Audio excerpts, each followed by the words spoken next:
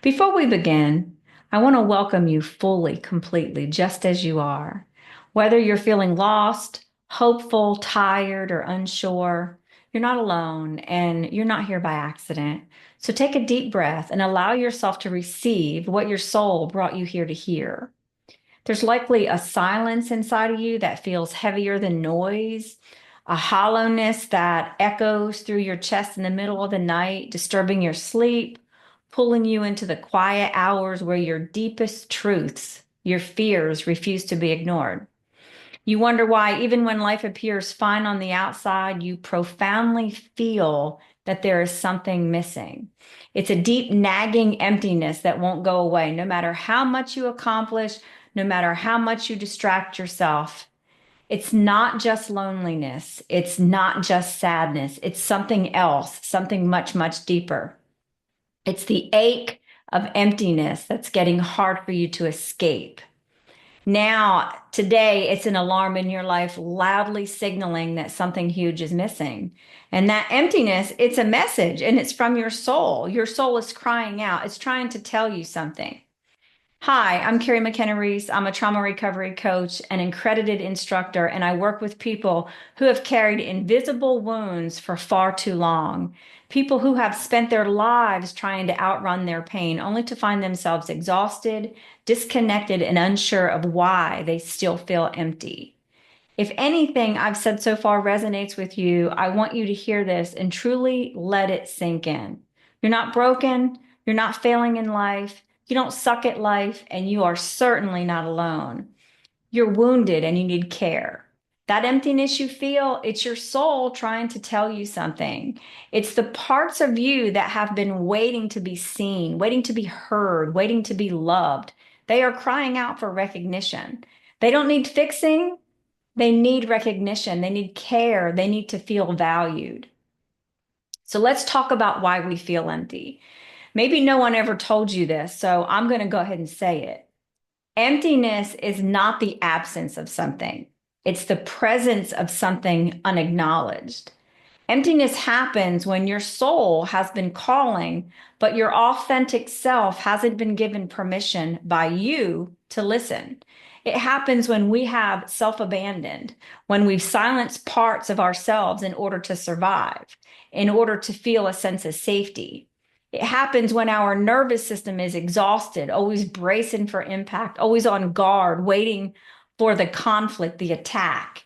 It happens when your heart is holding on to grief, grief it was never allowed to process, grief it doesn't even realize it's carrying, grief it doesn't know how to release, right? It doesn't know how to heal. For many of us, emptiness is the result of years of silencing our true emotions, being told to move on, to be strong, to get over it, to stop overthinking by those in the world that didn't have the love and compassion within themselves to give, to sit with us, to nurture us. So we learn to bypass our pain, to distract ourselves with productivity, relationships, achievements, anything keeping us from sitting with the truth of what we really need, the truth of who we are. But here's the thing, ignoring emptiness doesn't make it disappear. It just makes it quietly grow louder, heavier, until one day it's impossible to ignore. And suddenly you're crying buckets of tears and have no idea why or where they're coming from. Or maybe it's anger that shows up out of nowhere or for a reason you don't fully understand. Maybe that day is today. And if it is, that also means today is the day you can begin to heal. Because this feeling is not here to break you, it's here to guide you. What that emptiness is asking you to see is that it is not your enemy. Emptiness is your unmet self asking to be seen, asking to be acknowledged, asking for a relationship with you on the deepest level. It's the child in you who never felt safe to express their pain, who still doesn't feel safe to express their pain. It's the version of you who abandoned their own needs just to feel worthy of love, to accept crumbs of love from those who were never capable of giving you more, who only loved you in ways that felt safe for them, not in ways you truly needed, not in ways that provided any amount of comfort for you. Because when we are still carrying Unhealed emptiness, we don't choose love from a place of wholeness. We choose from a place of survival. We accept the bare minimum because deep down, we fear that's all we're worthy of. And that fear shapes the kind of love we settle for. If that's you, it's not your fault. That fear was taught to you.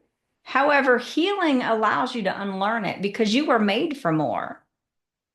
There is a difference between wanting a partner and being ready to be one.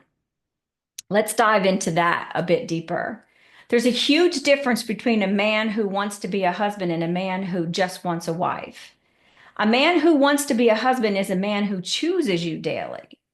A man who is ready for commitment is willing to provide, protect, and nurture your heart. He is ready to do whatever he can to make things work. He understands that love requires sacrifice, patience, and unwavering commitment. He sees marriage as a sacred partnership where both hearts are equally valued, nurtured, and honored.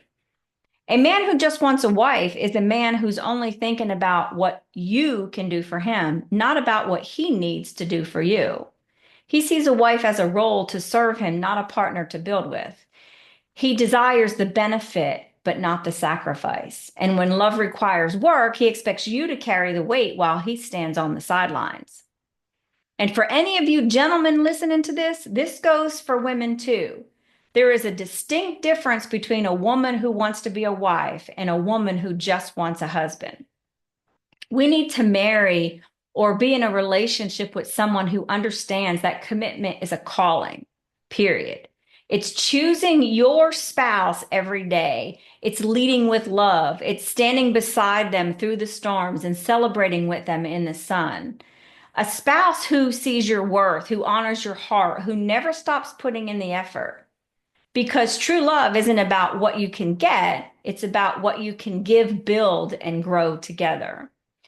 But before we can step into that kind of love, we must first recognize what we've been carrying. So I encourage you to ask yourself that very question. What have I been carrying? It's the grief you never got to speak aloud. What is that grief? It's the fear you were taught to swallow. What is that fear? It's the desire of something more, something deeper that you've been told is too much. The connection and happiness you've always wanted. That is what your soul desires. This feeling of emptiness isn't here to break us. It's not here to break you or me. It's here to guide us. Now let's talk about how to begin healing. What do you do when the emptiness arises? How do you sit with something that feels so unbearable? You start by listening. Give yourself permission to honor you, to put you first. Instead of pushing it away, ask yourself, what am I truly needing right now? Not what will fix you, not what will make you look okay on the outside, but what will actually nurture you. Sometimes emptiness is asking for rest. Sometimes it's asking for boundaries. Sometimes it's asking for grief to be honored. Sometimes it's asking for you to reclaim yourself, to admit that the life you've been living isn't fully aligned with the one your soul is craving. And sometimes it's just asking for compassion, a moment where you let yourself be without judgment, without the need to fix, perform, or prove anything.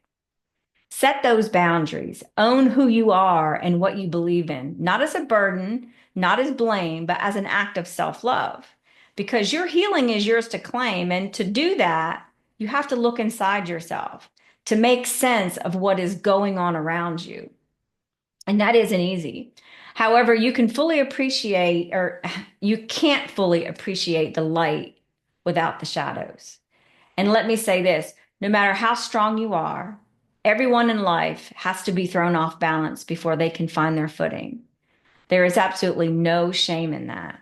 So if you feel lost right now, if everything feels uncertain, you are exactly where you are meant to be. This is not the breaking of you. This is the becoming of you. Healing allows you to open to love, not chase it. Healing is not a strategy to get love. It's the process of removing what has been blocking you from receiving it all along. Because love isn't something you chase. It's something that flows freely when you're open between two people. So instead of asking, when will love finally arrive for me? Ask, what inside of me is still afraid to let love in? Because love isn't missing, love is always here. It's just waiting for you to stop running, stop gripping, stop bracing for rejection, and simply let it find you. Let it in. There is a timelessness of love and healing. Maybe you've told yourself that time has passed you by, that love, connection, healing, those things were for an earlier version of you, the one who had hope, the one who still believed, but it's never too late. Healing has no expiration date and love has no deadline. As long as you are here, as long as there is breath in your body, you still have time, not just for love, but for you, for your healing, for your becoming.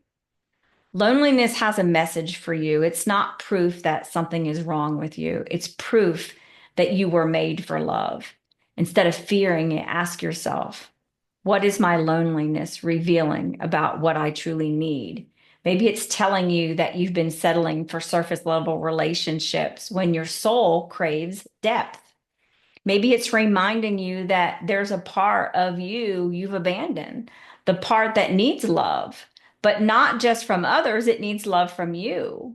Loneliness isn't something to fix, it's something to listen to. You were never meant to carry this weight alone. The world has conditioned you to believe that emptiness is failure, that if you're feeling unfulfilled, it's because you're not doing enough, not trying hard enough, not being enough. But in truth, emptiness is not failure. It is an invitation to turn inward, to heal the wounds you were never taught to face, to reconnect with the parts of you that have been waiting patiently, quietly for you to come home to yourself. And when you do, that heaviness starts to shift, that hollowness begins to fill, not with distractions, not with numbing, but with the deep, unshakable presence of you. If you feel empty today, place a hand on your heart and breathe. You're still here, you are worthy of more, and you are listening.